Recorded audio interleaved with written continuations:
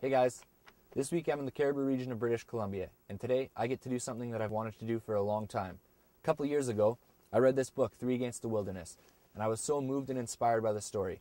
It's a book about a man, Eric Collier, his wife Lillian, and their son Vesey. In 1920, Eric moved from England to British Columbia. He was working at the Gang Ranch where he met his wife Lillian. And in the early 30s, when Vesey was just 18 months old, they packed up a wagon, $33 cash, a tent, and 3 horses, and they moved into the wilderness to fulfill a promise that Lillian made to her grandmother. And that promise was to restore beavers back to the area. At this time, it was the heat of the fur trade, and beavers had been completely wiped out, which led to a lot of problems. All the dams started to erode, and all the water was drying up. All the farmers' cattle was dying of thirst. So Eric packed up his family and their belongings and headed into the wilderness. They built a small 4-bedroom cabin where they lived for 26 years. I don't want to give away too much because you have to read the book yourself, but we're going to find that cabin today. I have one more stop planned about halfway there, and these winter days are short, so let's hit the road.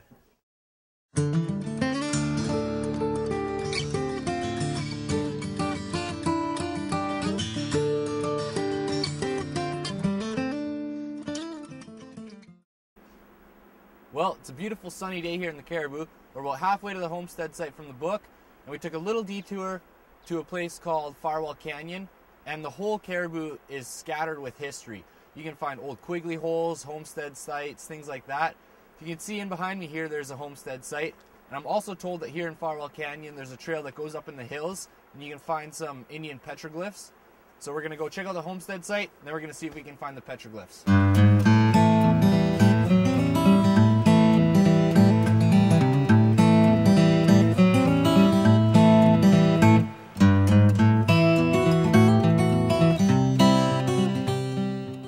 Just getting here to the homestead site. I absolutely love finding things like this. You can kind of paint an image in your mind of exactly how things were lived back in the day, the struggles, the hardships of building your house and gathering food and everything. And as you can see, there's actually 3 houses here, which is super interesting for me because it makes me wonder if this is like a small community or just a few different families, or when the first settlers came and established here, maybe they had some kids, and when the kids grow up they build another house. But this site here actually has something really cool, which is a root cellar, and I'll show you that now. Here's the root cellar behind me.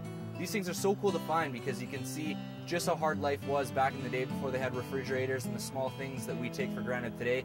The amount of work it took to build something like this, the whole frame, and cover the entire thing with dirt and rocks, and you can definitely tell that back then things were built to last because it's still standing today. Let's take a look inside.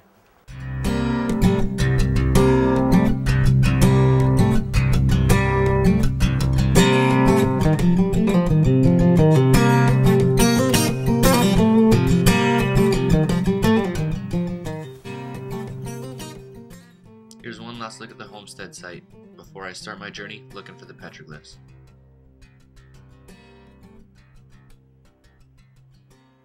Well, it took a little bit of driving around to find the beginning of the trail. I think this is it right here, but I'm not 100% sure. I was told that it starts just off the road, and this is really the only trail I can seem to find.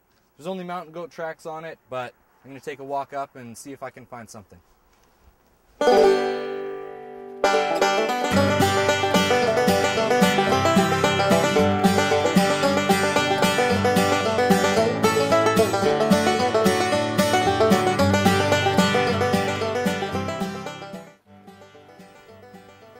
Well, my intuition was right.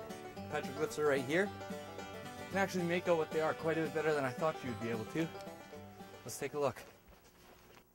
Well, here we are at the petroglyphs. You probably can't make it out quite as good as I can, but right here you can see a bird. Up top here is possibly a mountain goat or a deer or something like that. And over here you can just barely see smudged out kind of what is a person and a bow and arrow. And it's so amazing that these petroglyphs have held up for so long. You know, just like I said before, the Cariboo is so full of history. In one stop here, we found evidence of 2 different settlers in 2 different eras before we were even here.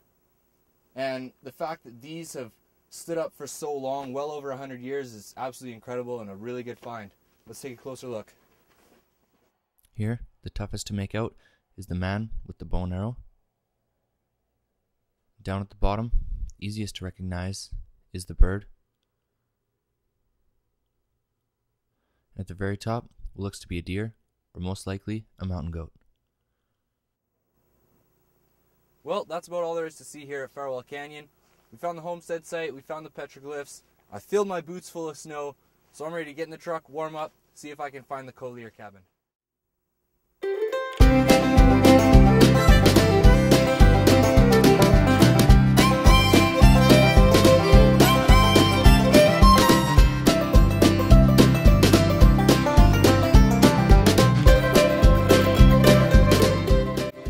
We got one last stop to pick up the snowmobile.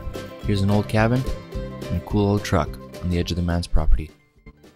I'm on my last stretch of driving now, and the snow's coming down pretty hard. As soon as we started leaving Farwell Canyon, the sun went away and the snow started coming out, which is alright with me because I got my trusty old sled here.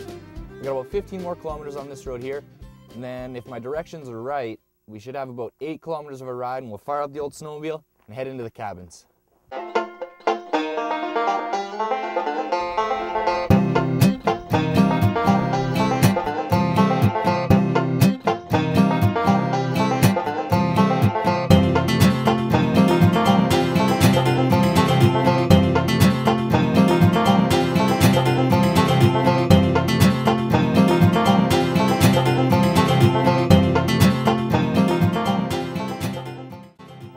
Well, I'm sure you can tell by my hair and my snowmobile that the snow out here is just a little bit too deep for this old sled to handle.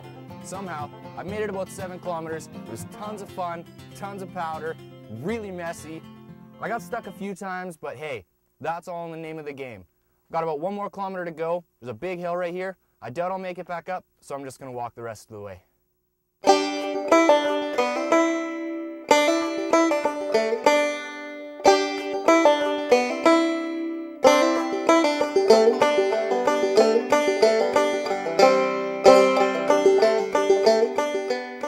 Can't believe it, but I'm actually here. I'm at the Collier cabin, and let me tell you, that was way more than 1 kilometer.